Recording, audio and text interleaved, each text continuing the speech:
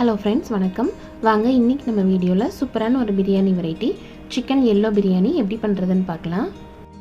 இந்த பிரியாணி டேஸ்ட் ரொம்ப சூப்பராக இருக்கும். இதே மெத்தடில் ட்ரை பண்ணி பாருங்கள். ஒரு தடவை செஞ்சு டேஸ்ட் பண்ணி பார்த்தீங்கன்னா கண்டிப்பாக சிக்கன் வாங்கும்போது இதே மெத்தடில் தான் பிரியாணி செய்வீங்க. இந்த பிரியாணியில் புதினா மல்லி கரம் மசாலாவில் நம்ம அரைச்சி சேர்க்க போகிறதில்ல, அப்படியே எண்ணெயில் ட்ரையாக நல்லா வதக்கி செய்ய போகிறோம். அதுதான் இந்த பிரியாணிக்கு வந்து சூப்பரான ஒரு ஃப்ளேவர் கொடுக்கும்.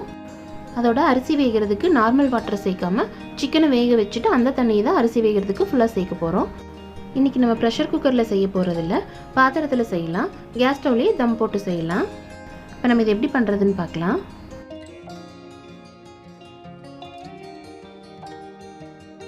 இப்போ ஃபஸ்ட்டு இதுக்கு தேவையான அளவுக்கு சிக்கன் வந்து க்ளீன் பண்ணி எடுத்துக்கலாம். நான் வந்து 1/2 கிலோ அரிசிக்கு 3/4 கிலோ சிக்கன் எடுத்திருக்கேன். அரிசியை விட சிக்கனோட அளவு வந்து கொஞ்சம் அதிகமாக இருந்தால் டேஸ்ட் நல்லாயிருக்கும். இப்போ இஞ்சி பூண்டு பச்சை மிளகாய் இது 3ஐயும் அரைச்சி எடுத்துக்கலாம். இதில் வந்து காரத்துக்கு ஃபுல்லாக பச்சை மிளகாய் தான் சேர்க்க போகிறோம். இஞ்சியை விட பூண்டு வந்து கொஞ்சம் அதிகமாக சேர்த்து அரைச்சிக்கலாம். நல்லா ஃப்ளேவர் சூப்பராக இருக்கும்.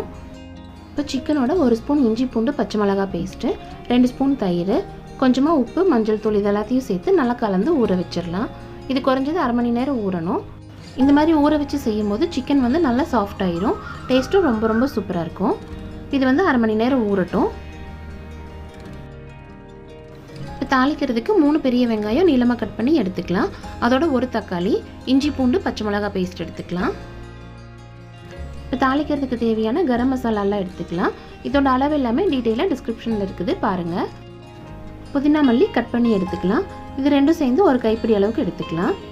பிரியாணிக்கு சீரக சம்பா அரிசி எடுத்துக்கலாம், அதான் டேஸ்ட்டு சூப்பராக இருக்கும். நான் வந்து 1/2 கிலோ சீரக சம்பா அரிசி எடுத்திருக்கேன். இது வந்து கழுவிட்டு ஒரு 20 நிமிஷம் ஊற வச்சிடலாம். இப்போ சிக்கன் நல்லா ஊறிடுச்சு. இது ஒரு குக்கரில் சேர்த்து ஒரே ஒரு விசிலுக்கு வேக வச்சிடலாம். கொஞ்சம் தண்ணி அதிகமாக வச்சு வேக வச்சிடலாம். ஏன்னா இந்த தண்ணி யூஸ் பண்ணி தான் நம்ம பிரியாணி செய்ய போகிறோம். இது மூடி ஒரு விசிலுக்கு வேக வச்சிடலாம். இது வேக வைக்கும் போது மஞ்சள் தூள் வந்து கொஞ்சம் அதிகமாக சேர்த்துக்கலாம், கலருக்காக. ஃபுட் கலர்லாம் எதுவும் சேர்க்க தேவையில்லை.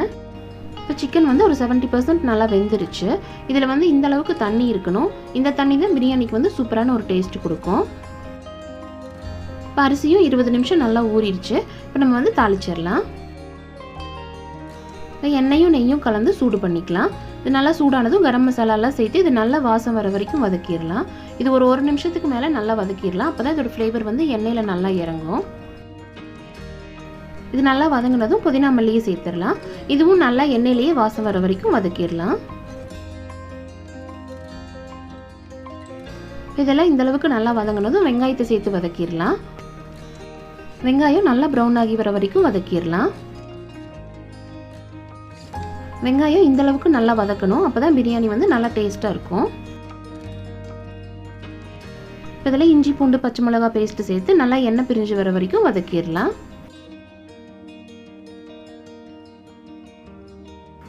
இந்த அளவுக்கு நல்லா வதங்கினதும் 1 ஸ்பூன் தயிர் சேர்த்து அதையும் நல்லா வதக்கிடலாம்.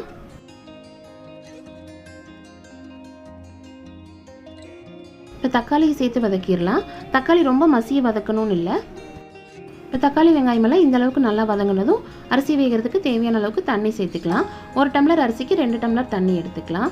ஃபஸ்ட்டு வந்து சிக்கன் வேக வச்சு தண்ணியை சேர்த்துட்டு அதுக்கப்புறமா தேவைப்பட்டால் வெறும் தண்ணி சேர்த்துக்கலாம். இப்போ தேவையான அளவுக்கு உப்பு சேர்த்து நல்லா கலந்து விட்டுடலாம். இப்போ தண்ணி நல்லா கொதிக்க ஆரம்பிச்சிருச்சு. இப்போ வந்து நம்ம அரிசியை சேர்த்துடலாம். இப்போ அரிசி எல்லாத்தையும் சேர்த்துட்டு அதுக்கப்புறமா சிக்கனை சேர்த்துடலாம். ஏன்னா சிக்கன் வந்து ஏற்கனவே நம்ம ஒரு 70% வேக வச்சுட்டோம். நம்ம முதலே சேர்த்து இன்னொரு தடவை கொதிக்க விட்டோம்னா ரொம்ப வெந்துடும், அப்புறம் சிக்கன் வந்து உடஞ்சிரும்.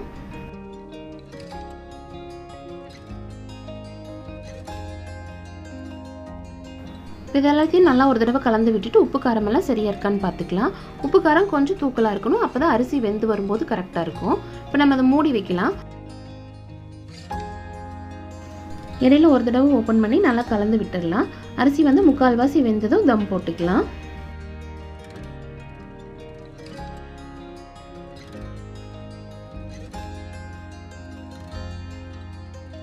இப்போ அரிசி வந்து ஒரு 3/4 வாசி வெந்துருச்சு. தண்ணியெல்லாம் ட்ரை ஆயிடுச்சு. இப்போ நம்ம வந்து தம் போட்டுக்கலாம். அதுக்கு வந்து ஃபஸ்ட்டு ஒரு தோசைக்கல்லை சூடு பண்ணிக்கலாம். இப்போ கல் நல்லா சூடானதும் பிரியாணி பாத்திரத்தை அது மேலே வச்சிடலாம். இந்த மாதிரி ஒரு ஃப்ளாட்டான தட்டு வச்சு மூடிக்கலாம். ஏன்னா இது மேலே நம்ம வந்து வெயிட் வைக்க போகிறோம். வெயிட்டுக்கு வந்து குக்கரில் கொஞ்சமாக தண்ணி வந்து நல்லா சூடு பண்ணி வச்சுருக்கேன். இந்த மாதிரி வைக்கும்போது மேலே இருக்கிற சாப்பாடும் நல்லா வெந்துடும். தோசைக்கல் வச்சுட்டு ஒரு 5 நிமிஷம் மட்டும் சிம்மில் வச்சுட்டு அதுக்கப்புறமா ஸ்டவ் ஆஃப் பண்ணிடலாம். ஒரு அரை மணி நேரம் தம்மில் இருக்கட்டும். அதுக்கப்புறமா ஓப்பன் பண்ணி பார்த்துக்கலாம். இப்போ அரை மணி நேரத்துக்கு மேலேயே தம்மில் இருந்துச்சு. அவ்வளோதான், சூப்பராக ரெடி ஆயிடுச்சு சிக்கன் எல்லோ பிரியாணி. இப்போ சிக்கன் அரிசியெல்லாம் உடையாதபடிக்கு கொஞ்சம் மெதுவாக நல்லா கலந்து விட்டுடலாம். கண்டிப்பாக ட்ரை பண்ணி பாருங்கள். டேஸ்ட் வாசனை எல்லாமே ரொம்ப ரொம்ப சூப்பராக இருக்கும். செஞ்சு பார்த்துட்டு எப்படி இருந்துச்சுன்ட்டு கமெண்ட்டில் சொல்லுங்கள். இந்த வீடியோ பிடிச்சிருந்தா லைக் பண்ணுங்கள். உங்கள் ஃப்ரெண்ட்ஸ் அண்ட் ஃபேமிலிக்கு ஷேர் பண்ணுங்கள். மறக்காமல் நம்ம சேனலை சப்ஸ்கிரைப் பண்ணுங்கள். தேங்க்யூ.